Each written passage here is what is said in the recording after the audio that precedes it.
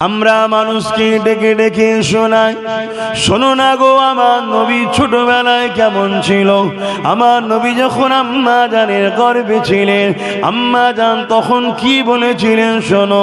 দুনিয়ার মায়েরা কি বলে, আমেনা কি বলেছিল, দুনিয়ার মায়েরা বলে ভয়ঙ্কর ভয়ঙ্কর খব দেখেছি, ভয়ঙ্কর ভয়ঙ্কর স্বপ্ন দেখেছি, চতুর্দিক থেকে ভয় লাগছে, কেননা আদম সন্তান হোক এটাই শয়তান চাই না।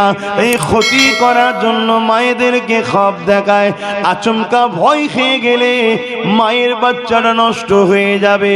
কিন্তু আম্মা আমেনা জানিয়ে দিলে এ বিশ্বে মানুষ শোনো, আমি বড় আশ্চর্য হয়ে গেলাম, অবাক হয়ে গেলাম। এক এক রাতে এক একটা জলিলুল কদর নবী এবং নবীর পরিবাররা আমি আমেনার খবরে এসে বলে, আমেনা তুমি বড় নসিবওয়ালা, এ আমেনা রে তোমার গর্ভে সাইয়্যিদুল মুরসালিন আছে, এ আমেনা রে তোমার গর্ভে দোনো জাহানের সুলতান আছে, এ আমেনা রে তোমার গর্ভে হাবিবুল্লাহ রয়েছে। শুধু এটাই নয়, আল্লাহ পাকের নবী আলাইহিস সালাম এবং নবীদের পরিবাররাই নয়, আল্লাহর ফেরেশতারাও মোবারকবাদ জানাতে লেগেছে। কোনো এক রজনী দিনেতে আম্মা জান আমেনা দুপুরে ঘুমিয়েছিলে, হঠাৎ করে খবের মধ্যে দেখে একটা যুবক ছেলে আমার ঘরে যেন দাঁড়িয়ে আছে। চোখটা খুলে দেখে যাকে খবে দেখেছিলাম দাঁড়িয়ে আছে, ওই যুবকটা ডাক দিয়েছিলেন, মা আমেনা আমি দুনিয়ার কোনো পুরুষ নয় মা, আমি হলো আল্লাহ পাকের ফেরেশতা হযরতে জিবরাইল আলাইহিস সালাম। এ আমেনা খুশি সংবাদ নিয়ে আল্লাহ পাঠিয়েছে, তুমি কি জানো তোমার গর্ভের সন্তানটাকে? আম্মা অবাক হয়ে তাকিয়ে রইলে।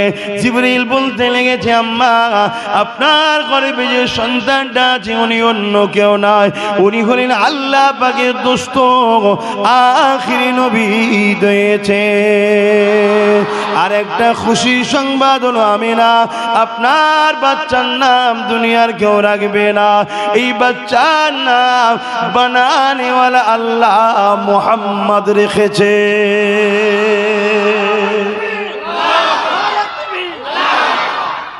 মুহাম্মদ বলে কোনো নাম হয় এটা আমার রসুল আসার আগে পৃথিবীর কেউ জানতো না, কেন এটা জান্নাতি নাম স্পেশাল করে আমার হাবিবের জন্য রসুলের জন্য আল্লাহ রেখে দিয়েছিলেন, পর্দায় ঢাকা, কেউ জানে না।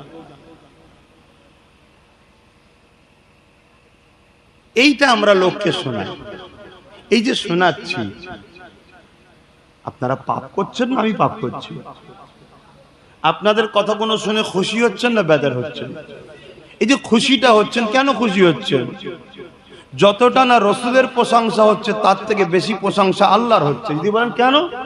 আরে বাচ্চাটা কি নিয়ামত, আরে বাচ্চা যদি এত নিয়ামত হয়, বাচ্চা বানানেওয়ালাটা কত বড় নিয়ামত, জোরে বলুন সুবহানাল্লাহ।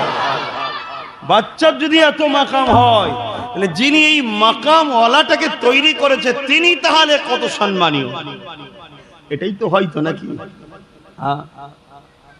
কোন স্কুলের ছাত্র যদি ভারতবর্ষের ফার্স্ট হয়, ওই ছাত্র যত প্রশংসা না হয়, ও যতটা না খুশি হয়, ওর উস্তাদ, ওর শিক্ষা প্রতিষ্ঠান, ওর শায়েখ, ওর মাস্টারদের বুকটা আরো বেশি চওড়া হয়ে যায়। যতর প্রশংসা হবে ওর মাস্টারের বুক চওড়া হচ্ছে, ওর যত তারিফ হচ্ছে ওর শিক্ষা প্রতিষ্ঠানের তত গুরুত্ব গুণ বাড়ছে, জনগণ ওই শিক্ষা প্রতিষ্ঠান দিকে তত ঢুকছে। মোহাম্মদ রসুলের যত আলোচনা হবে তত মোহাম্মদ রসুলের থেকে মোহাম্মদ রসুলকে বানিয়েছে যিনি তিনারই প্রশংসা হবে। জোরে বলুন সুবহানাল্লাহ। কে তৈরি করলো এত নিয়ামত? তিনি কত বড় পাওয়ারফুল। মুসলমান ঘরের ছেলেমেয়েরা, তরুণেরা, এই মাসে আমরা রাসূলের শিশু বেলার কথা বলে থাকি। যেমন আম্মা জানামেরা বলতে লেগেছে, দুনিয়ায় নারীদের যখন সন্তান হয়, অন্য নারীদের প্রয়োজন হয়, কেন একা সন্তান হওয়া সম্ভব? অন্য নারীদের সেবা লাগে। আমি আমিনা ঘরের মধ্যে একা রয়েছি। আমি আমিনা বড় চিন্তিত হতে লাগলাম, কি হবে আমার একা? এমন সময় হঠাৎ করে একদিন রজনীতে রাতে আমার ঘরটা আলোকিত হয়ে গেল। আমি আমিনা তাকিয়ে দেখলাম, কি ব্যাপার, কি সুন্দরী সুন্দরী দুজন বা তিনজন নারী, দুই রকম রায়াত রয়েছে আমার ঘরে তাসরিফ নিয়ে আসলেন। আমি আমিনা অবাক হয়ে তাদেরকে জিজ্ঞাসা করলাম, কোথায় থেকে এসেছেন? কি সুন্দর আপনাদেরকে দেখতে। ওই সময় তারা বলেছিল, মা, আমরা দুনিয়ার কোন নারী নয়, যিনি আপনার ঘরে বেরিয়েছেন উনি তো আমাদেরও নেতা। তাই আমরা হলাম জান্নাতি হুর, আল্লাহর হুকুমে আপনার সেবাতে হাজির হয়েছি। আমাদের আম্মা জানেরা যখন গর্ভে থাকে, আমরা মায়ের জন্য সেবিকা খুঁজে পাওয়া যায় না। আবার তার একটা কাজ তো ঝাঁজ অনেক, কিন্তু আম্মা আমেনা সেবায় চলে আসলো কারা? দেখুন, এই সব কিছু কার জন্য হচ্ছে? আম্মা আমেনার জন্য নয়, এই সব কিছু আল্লাহর দোস্ত নবী মুহাম্মদ রাসূলের জন্য হচ্ছে। শুধু এটা না, রায়াতের মধ্যে তারিখ হাদিস করুন, আম্মা আমেনার শরীর থেকে এত খুশবু বাইর হতো, এলাকা ঘর বাড়ি এলাকা সব খুশবু ছড়াতে লাগলো। চতুর্দিকে আওয়াজ এসে যায়, আমিনা কি খুশবু মাকে এত খুশবু? দুনিয়ার কোথা থেকে খুশবু পেল? কোন জায়গায় পাওয়া যায় বলে কেউ জানে না। এই আম্মা আমিনার কাছে জানতে চাওয়া হলো। কিছু মহিলা জানতে চাইলেন, মায়ের খুশবু কোথা থেকে, কি ব্যাপার মা? আম্মা নিজের থুতুটাকে জমিনে ফেলে বললেন, দেখো, শুধু আমার শরীর থেকে নয়, থুতু থেকেও বরবর করে খুশবু বেরোচ্ছে। এলাকার মানুষ শোনো, এটা আমিনার নয়, আমিনার পেটে যে নিয়ামত আছে, ওই নিয়ামতের গা থেকে খুশবু।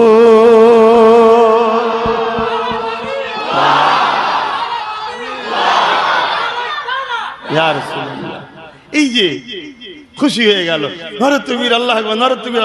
কার তাকবীর দিচ্ছি? আল্লাহু আকবারটা কে? সৃষ্টিকর্তা। আল্লাহ মানে কি? সৃষ্টিকর্তার নাম। হু, সে, অর্থাৎ আল্লাহ আকবার, সব থেকে মহান। এই তো আমরা এটাই করছি। আর এই যে দিবানা হচ্ছেন, কেউ না দেখো, আমাদেরকে তো আল্লাহ দেখছে। আমার বান্দাগুলো কি করছে? আমার হাবিবের কথা শুনলো, আমার হাবিবের শরীর মোবারক থেকে খুশবু বাইরায়, শুনে ওরা খুশি হয়েছে, সুবহানাল্লাহ, আলহামদুলিল্লাহ, আল্লাহু আকবার বলছে। এতে আল্লাহ আমাদের উপরে বাজ ফেলে মনে হচ্ছে নাকি? নারাজ হয়ে যাচ্ছে মনে হচ্ছে নাকি? আল্লাহ আমাদের উপরে রাজি হচ্ছে। আমরা ভুল রাস্তার প্রতীক হলেও আল্লাহ আমাদেরকে সঠিক রাস্তা খাস দয়ায় দেখিয়ে হিদায়াত করে দেবেন। জোরে বলুন সুবহানাল্লাহ। হিদায়াত তিনি ছাড়া কেউ দিতে পারে না। তিনাকে খুশি করছি আমরা। যা মালিক আল্লাহ, আপনার দোস্ত, আপনার হাবিব, আপনার সৃষ্টি, কি সুন্দর আপনি তিনাকে বানিয়েছেন। আমরা এটাই আলোচনা করি এই মাসে। বাকি মাসে আরো অনেক কিছু আলোচনা হয়, শরিয়াতি মাসলা মাসাইল, নবী যে দিন রেখে গেছে, তেনার জীবন চরিত্র সব আলোচনা করি। আমরা করি না? করি না? এই মাসটা এলে আমরা একটু রাসূলের মিলাদ করি। কেন করি এটাও শুনে রেখে দেন।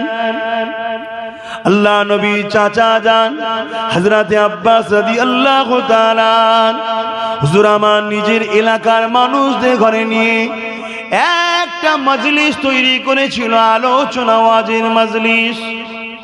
ওই মজলিসে হযরতে আব্বাস রাদিয়াল্লাহু তাআলা তিনি এলাকার মানুষদেরকে ডেকে ডেকে জড়ো করে ওখানে তিনি আলোচনা করছেন।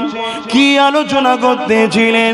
আল্লাহ নবীর শিশু বেলার আলোচনা করতেছিলেন। আমার নবী সাহাবারা, তোমরা কি জানো, আমার নবী পাক যখন আম্মার গর্ভে ছিলেন, আম্মার কাছে জিবরাইল এসে মেসেজ দিয়েছিলেন। জিবরিল বলেছিলেন, আমিনা, তোমার গর্ভে যে বাচ্চা আছে, আল্লাহ পাকের দোস্ত কষ্ট যেন না পাই দেখবে। এ সাহাবা ভাইরা, তোমরা কি জানো, আমার রাসূলুল্লাহ যখন আম্মা আমিনার গর্ভে ছিলেন, আম্মা আমিনা বলতে লেগেছে, একদিনে আকাশের তারকাগুলো আমার বাড়ির ছাদের কাছাকাছি নেমে গেছে, আমার মনে হচ্ছে যেন খসে খসে পড়ে যাবে। এই রকম নবী ছোটবেলার কথা বলতেছিলেন। ঠিক এমনই সময় পাশ দিয়ে আল্লাহ নবী আরো কিছু সাহাবাদিকে নিয়ে যেতেছিলেন। আল্লাহ নবীকে দেখে বাকি সাহাবা হুজুররা যিনারা আলোচনা শুনছিলেন, আর নবী পাকের চাচা ওয়াজ করতেছিলেন, নবী পাকের মাউলুদ করছিলেন, ছোটবেলার কথা বলছিলেন, উভয়ে দাঁড়িয়ে গিয়ে আল্লাহ নবীকে সালাম দিলেন এবং দাওয়াত দিলেন, ইয়া রাসূলুল্লাহ হাবিবাল্লাহ, হুজুর আপনি আমাদের মাহফিলে আসুন। আল্লাহ নবী কি উত্তর দিয়েছিলেন? যাব, অবশ্যই যাব, শুধু যাব না, তোমাদের মাহফিলে আল্লাহ পাকের কোটি কোটি রহমতের ফেরেশতা হাজির হয়ে গেছে। এ সাহাবারা শোনো, শুধু তারা হাজির হয়েছে তা নয়, তোমাদের উপরে খুশি হয়েছে, আল্লাহ পাকের কাছে তোমাদের জন্য দোয়া চাইছে। সাহাবা হুজুররা জিজ্ঞাসা করেছিলেন, ইয়া রাসূলুল্লাহ হাবিবাল্লাহ, এর কারণটা কি? আল্লাহ নবী বলেছিলেন, তোমরা আমার মাউলুদ বানাচ্ছ, এর জন্য খুশি হয়েছে ফেরেশতারা, তারাও তাশরীফ এনে শুনতেছে। শুধু তোমরা নয়, কিয়ামত পর্যন্ত যে কোনো বাড়ি, যে কোনো গ্রাম, যে কোনো জায়গায় আমি নবী আমার মাউলুদ শরীফ হবে, ছোটবেলার আলোচনা হবে। প্রতিটা মাহফিল যদি হালাল শরিয়াত অনুযায়ী হয়, আমি নবী জানিয়ে দিলাম, ওই মাহফিল রহমতের ফেরেশতারা এসে যারা হাজির হবে তাদের জন্য দোয়া চাইতে থাকবে। আজ আমাদের জন্য ইনশাআল্লাহ ফেরেশতারা দোয়া করছে। আশা রাখাটা কি অন্যায়? আল্লাহ কি বলেছেন নাকি আশা করবি না? আশা করতে পারি তো, তিনি দোয়া করছেন, বাকি আল্লাহু আলাম, আল্লাহ জানে, কিন্তু আশা তো করতে পারি। আল্লাহ ছেলেগুলো ভুল করেছে, অন্যায় করেছে, অনেক পাপ করেছে, কিন্তু আমার হাবিবের আলোচনা করছে, শুনে কত খুশি হচ্ছে। খোদা এদেরকে নামাজি বানিয়ে দাও, রোজাদার বানিয়ে দাও, হিদায়াত করে দাও, ন্যায়ের পথে চলার তৌফিক দাও। দোয়া করছে, যদি দোয়া হয়ে যায় আমাদের তকদির খুলেও যেতে পারে। কি গো অসুবিধা হচ্ছে? আল্লাহ নবী শুধু এতটুকু বলে ক্ষান্ত হয়নি, নবী আমার সাহাবাদেরকে বললেন, আমার উম্মতদের জানিয়ে দিও, আমার মাওলুদের ভালোবাসার মানুষদের জন্য মেসেজ আছে, ওয়াজাবাত লাহু শাফাআতি, আমি নবীর শাফাত তারা পাবে। জোরে বলুন সুবহানাল্লাহ। আমার নবীর আগমনে যারা খুশি, আমার নবীর আগমন বিষয় শুনে যারা খুশি, তারা ইবলিস হতে পারে না, আর ইবলিসের পক্ষপাতী হতে পারে না। কেন আমার নবী আসাতে সব থেকে বেশি বেজার হয়েছিল ইবলিস, যে সব এবারে শেষ হয়ে যাবে, আমার দাবদাবানি, আমার দলের কর্মী খদ্দের সব এবারে উল্টে যাবে, সব মুহাম্মাদের দিবানা হবে। তাই সে বেজার হয়েছিল। আমরা কি ইবলিসের দিকে যাব নাকি? না, আমরা নবীর আগমন মাহফিল বানাই, খুশি হই। ঈদ মানে হলো খুশি বা বারবার আসা। মাওলুদ মিলাদ থেকে এসেছে, যার বাংলা মানে হচ্ছে জন্ম আমরা বলি, কিন্তু কিছু কিছু ওয়ার্ড আছে নবীর শানে ব্যবহার করা যায় না, কিছু কিছু কথা আছে নবীর শানে ব্যবহার করা যায় না। স্বাভাবিক নিজেদের দিকে খেয়াল করে দেখুন না, কিছু কিছু এমন ওয়ার্ড আছে ছেলের ক্ষেত্রে ব্যবহার করা যায়, বাপের ক্ষেত্রে ব্যবহার করা যায় না। তো নবীর ক্ষেত্রে এই মাওলুদ শব্দটার মানে হবে শিশু নবীর আগমন, তাশরীফ নিয়ে হাজির হওয়া। আর রাসূল হলেন মুহাম্মদ সাল্লাল্লাহু আলাইহি ওয়াসাল্লাম, অর্থাৎ মানেটা কি দাঁড়ালো? নবীর আগমনে আমরা খুশি, এই খুশির মিলাদ করছি, খুশির মাহফিল করছি। বুখারীর হাদিস, আল্লাহ নবী প্রতি সোমবার দিন রোজা রাখতেন। সাহাবা হুজুররা জিজ্ঞেস করলেন, হুজুর আপনি রোজা রাখেন কেন সোমবার দিন? আল্লাহ নবী বললেন, এই দিনে আমার মাওলুদ হয়েছিল তাই আমি রোজা রাখি। নবী যদি প্রতি সোমবার দিন নিজের আগমনের দিনে রোজা রাখাটা মোমেনদের জন্য খুশি খুশি বানাতে পারে, তাহলে আমরা কেন পারবো না? বলুন সুবহানাল্লাহ। বুঝতে পারছি তো? রোজা রাখাটা মোমেনদের জন্য দুঃখের বিষয় না খুশির বিষয়? খুশির বিষয়, আনন্দের বিষয় মোমেনদের জন্য আর মোমেনাদের জন্য। ঠিক তেমনই রাসূল এসেছিলেন, তাই করতেন নবী। আমারও নবী, আপনাদেরও নবী, সবার নবী। আসেন আগিয়ে চলেন আমার নবী পাকে শিশুবেলার কথা বলি।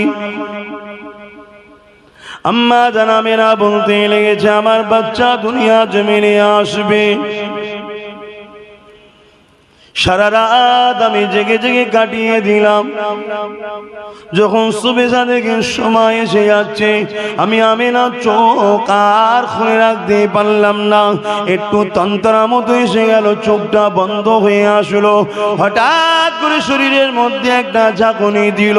আমি চোখটা খুলে দেখলাম আর ঘর তো আলোয় আলোকিত ছিল, কিন্তু আরো বেশি আলো হয়ে গেল। শুধু আমার ঘর নয়, মাগরিব থেকে মাশরিক এবং শাম দেশের প্রাসাদ পর্যন্ত আলোয় আলোকিত হয়ে গেছে। আমি আমিনা তা নিজের চোখে দেখতে পেয়েছিলাম। এই আলো কোথা থেকে আসে? আম্মা আমিনা বলে আমি ডান দিকে ঘুরে দেখি, যিনি আসার কথা ছিলেন তিনি চলে এসেছে। আমার বাচ্চার শরীরের আলোয় শাম দেশের প্রাসাদ পর্যন্ত দেখা যায়। তাই তো আমার নবী পাকের আহলিয়া আম্মা হযরত আয়েশা সিদ্দিকা রাদিয়াল্লাহু তাআলা আনহা একদিন হুজরা শরীফের মধ্যে থেকে আমার নবী পাককে ডাক দিলেন, ইয়া রাসূলুল্লাহ হাবিবাল্লাহ, হুজরা আপনি একটু ভেতরে তাশরীফ আনেন। আল্লাহ নবী বলেছে, আয়েশা রে আমি আজ বড় পেরেশান, একটু অন্য জায়গায় কাজে ব্যস্ত রয়েছি। আম্মা আয়েশা বলেছেন, ইয়া রাসূলুল্লাহ হাবিবাল্লাহ একটুখানি তাশরীফ নিয়ে আসেন। আল্লাহ নবী ভেতরে তাশরীফ নিয়ে গেলে আল্লাহ নবীকে আম্মা জান বলেছিলেন, ইয়া রাসূলুল্লাহ হাবিবাল্লাহ আমার পরনার কাপড়টা ছিঁড়ে গেছে। আল্লাহ নবী বলেছে, আয়েশা রে তালি দিয়ে পড়ো। আল্লাহ নবীকে আম্মা জান বললেন, ইয়া রাসূলুল্লাহ আমি তালি দিয়ে পড়ছি, অনেক তালি দিয়েছি। এ আয়েশা রে আরো তালি দাও। আর যদি তুমি বলো যে না, তাহলে বলো আমি নবী দোয়া করে দিই উহুদ পাহাড়কে আল্লাহ সোনা বানিয়ে দেবে, তুমি মালিকানা পেয়ে যাবে, ভাঙিয়ে ভাঙিয়ে খরচ করবে। আরে আম্মা জান চোখে নিয়ে বলেছিলেন, ইয়া রাসূলুল্লাহ হাবিবাল্লাহ আমার বাপ মা আপনার কদমে কুরবান হয়ে যা, আমার আয়েশা জানমাল আপনার কদমে কুরবান হয়ে যা। হুজুর আমি আপনার কাছে কাপড় চাইনি। ইয়া রাসূলুল্লাহ হে ইয়া হাবিবাল্লাহ ওই যে তালিটা দেবো, যে বাতিটা জ্বালিয়ে তালি দেবো, ওই বাতিটা জ্বালাবার মতো মশলা নাই। হুজুর আপনাকে দেখেছি, আপনার চেহারা থেকে নূর আলো বেরোয়, আমার ঘরটা আলো হয়ে গেছে, দেখুন একটু বসিয়ে রেখে আপনার শরীরের আলোতে আমি আয়েশা আমার কাপড়টা সেলাই করে নেব।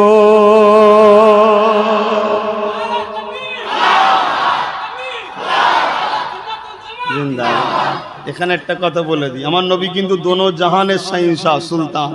ভাববেন তিনার বিবির এই হাল কেন? তিনারা এটাকে পছন্দ করেছিলেন। কেন? কিয়ামত তো গরিবদের হবে, কিয়ামতে ফ্যাসিলিটি গরিবদের।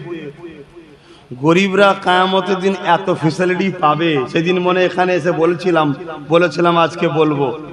আজকে একটুখানি এই বিষয়টা এখানে রাখলাম, একটু গরিবদের বিষয়ে বলি। গরিবদের যে মাকাম সম্মান কিয়ামতের তো সব পাওয়ার, সব কি বলবো, কোন ভাষায় বললে বুঝবেন, দাবদাবানি সব গরিবদের হাতে। জোরে বলুন সুবহানাল্লাহ। আল্লাহ নবী তাই নিজে দোয়া চেয়েছেন, আল্লাহ আপনি আমাকে একবেলা খাওয়াবেন আর একবেলা শুকিয়ে রাখবেন, বা একদিন খাওয়াবেন আর একদিন শুকিয়ে রাখবেন। সাহাবা হুজুররা জিজ্ঞেস করেছিলেন, হুজুর এমন দোয়া কেন? আল্লাহ নবী বলেছিলেন, যখন খাওয়াবে আমি শুকরিয়া আদায় করব, শুকরকারী হিসাবে কিয়ামত দিন উঠবো। যেদিন খাওয়াবে না সেদিন আমি সবর করব, সবরকারী হিসাবেও উঠবো। জোরে বলুন সুবহানাল্লাহ। এবং আরো রয়াতে আছে যে উম্মতের মধ্যে কেউ যদি একটু অভাবী হয়, সে কমসে কম আমাকে দেখে সান্ত্বনা পাবে যে হারে আমার নবী তো এমনও দিন গেছে মাসকে মাস তিনার বাড়িতে উনুনে আগুন জ্বলতো না, পেটে 3 দিন পাথর বেঁধেছিল, আমি সেই নবীর উম্মত না, হয় একদিন একটু ডাল ভাত হয়েছে, আমি হারাম খাবো না। এটা মনে সান্ত্বনা দেবে। এই সান্ত্বনার জন্য রাসূল আমার উম্মতদের কথা খেয়াল করেছে। কিন্তু কিয়ামত গরিবদের হবে। আল্লাহ পাক যেদিন ময়দানে মাশর করবেন, বান্দা বান্দি দিগাকে উঠাবেন। ওই দিন আল্লাহ পাকে ফেরেশতারা বলতে লাগবে, গরীবদেরকে ধরে ধরে বলবে হিসাবটা দাও। যখন সবাইকে বলবে হিসাব দাও, ওই গরীবরা তখন বলবে এ আল্লাহ পাকে ফেরেশতার হিসাব আবার কিসের? মাল দুনিয়ায় পাইনি, ধন দৌলত দুনিয়ায় পাইনি, গরিব ফকির ছিলাম, হিসাব কিসের চাও? হিসাব কিসের? এই যে কথা হতে লেগেছে, কাটাকাটি বলতে পারি, কিন্তু দুনিয়ার কথা কাটাকাটির সঙ্গে তুলনা করলে হবে না, বিয়াদবি হবে। এই যে কথা আলোচনা হতে লেগেছে, আল্লাহ রাব্বুল আলামিন আওয়াজ দেবেন, তিনি তো সব জানেন, কিন্তু দুনিয়ার মানুষ আমাদেরকে জানাতে চাইছেন। সেই দিন আওয়াজ দেবেন, এ আমার ফেরেশতারে, আমার বান্দাগুলোর সঙ্গে তোমাদের কি হলো? আল্লাহ এদের কাছে হিসাব চেয়েছি, যে রেডি হও, দিতে হবে। এরা বলছে হিসাব কিসের? দুনিয়ায় তো ফকির ছিলাম, মাল যখন পাইনি, হিসাব কিসে? আমার আল্লাহ কুদরতি আশা হেসে বলবে, ফেরেশতারে সাদ্দাকতা, ওরা সত্য বলেছে, ওরা দুনিয়ায় বড় কষ্ট করেছে। ধনীরা কত ভালো মন্দ খেত, ধনীদের বাড়ি কত খাবার নষ্ট হতো, এরা ডাল ভাতকে আমার খুশির জন্য সবর করে ফাইসাল্লাহ মেনে নিয়েছে। ধনীরা দুনিয়ায় 70 বছর আনন্দ ফুর্তি বাড়তি বাড়তি করেছে। এ ফেরেশতা যা, আজকে ওদের হিসাব নাই, ওদেরকে বেহিসাব ধনীদের থেকে আমি আল্লাহ 500 বছর আগে জান্নাতি করে দিলাম। 500 বছর এখন ধনীরা দাঁড়িয়ে থাকবে। কোন কোন রায়াতে আছে কানা মিকদারু 50 আলফা সানাতিন, 50,000 বছর কিয়ামত হবে, তারপরে বিচার হবে। আর উঠবে যেই ফেরেশতারা অনেককে, আবার অনেক গরিবকে বলবে তোমরা ওই দিকে যেতে হবে না, তোমরা জান্নাত চলে যাও, কেন তোমরা থাকলেই ফিতনা বেড়ে যাবে ওখানে। নাউজুবিল্লাহ, দুনিয়ার ফিতনা বুঝবেন না। কি রকম? তোমাদেরকে কেউ একটা নুগি দিয়েছিল, সে এখন তোমাদের হাত ধরবে, তুই একা যাবি কেন, আমায় নিয়ে চল। তাহলে গরিবকে যারা ভালোবাসো, তোমাদের ফ্যাসিলিটি আছে, তাই তো ফেরেশতারা বলবে তোমরা সাইডে আগে আগে জান্নাত চলে যাও, নাই ওইখানে গেলেই ওই বেরিয়ে পড়বে। তোমার যখন সুযোগ দেওয়া হবে তখন বলে ভাই তোকে আমি ভাত দিয়েছিলাম একবেলা, ভাই তোকে আমি 100 টাকা দিয়েছিলাম, তখনই বলবে এর বিনিময়ে আজকে আমার জন্য একটু বল। গরিবের কিয়ামত হবে, তাদের ফ্যাসিলিটি অনেক দেওয়া হবে। মুসলমান ঘরে ছেলে মেয়েরা, তরুণেরা, এ নবী পাকের প্রেমিকেরা, আল্লাহ পাক কিয়ামতের দিনে গরিবদেরকে কত সম্মান দেবেন। এ নওজওয়ানেরা, জান্নাত তো আমরা সবাই শুনেছি, জান্নাতটা কি জিনিস আমি এত চোখে দেখলাম না, আর উপভোগ করতে পারলাম না। যখন জান্নাতীদেরকে জান্নাতে নিয়ে যাওয়া হবে, সামান্য কিছুটা জান্নাতে যাবার যে রাস্তা, ওই রাস্তাতে যাওয়ার পরে তারা বসে পড়বে। কেন বসে পড়বে? এত সুন্দর পরিবেশ, তারা মনে করবে এটাই জান্নাত, তাই তারা বসে পড়বে। কিন্তু ফেরেশতারা তাদের হাত ধরবে, ওঠেন ওঠেন ওঠেন, এটা নয়, আগে যেতে হবে, আরো সুন্দর। তারা অবাক হয়ে যাবেন, এত সুন্দরটা জান্নাত নয়, না এটা জান্নাত যাবার রাস্তা, আগে চলুন। আবার কিছুটা যাবে, যাবার পরে এর থেকে আরো সুন্দর পরিবেশ, বাগান জায়গা পাবে, তখন সেখানে তিনারা বসে যাবে। ফেরেশতারা আবার হাত ধরে উঠাবে, ওঠুন ওঠুন, আরো আগে আরো আগে আরো আগে। তিনারা বলবেন না, তোমরা মনে হয় অন্য কোন জায়গায় আমাদেরকে নিয়ে যেতে চাও। ফেরেশতা বলবে না, আল্লাহর বান্দা বান্দি রে, আল্লাহ তোমাদেরকে খুশি হয়ে গেছে। দুনিয়ায় তোমরা অভাবী ছিলে, হারাম কখনো খাও না, দুনিয়ায় তোমাদের পেটে খোদা ছিল, কেউ ফিরিয়ে দিলে সেই খাবারের জন্য ছুটে যাও না। দুনিয়ায় তোমরা অভাবী ছিলে, তথাপিও মুখকে বুঝে আল্লাহর কাছে অভিযোগ করেছিলে, কারো কাছে ভিক্ষার হাত পেতে দিও না। দুনিয়ার জমিনে আল্লাহ তোমাদেরকে একটু পরীক্ষা নিয়েছিল, ওই পরীক্ষাতে তোমরা সবর করে আল্লাহর উপরে ফয়সালা ছিলে।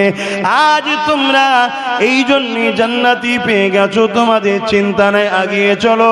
তারা আবার যেতে লাগবে, আবার যেতে লাগবে।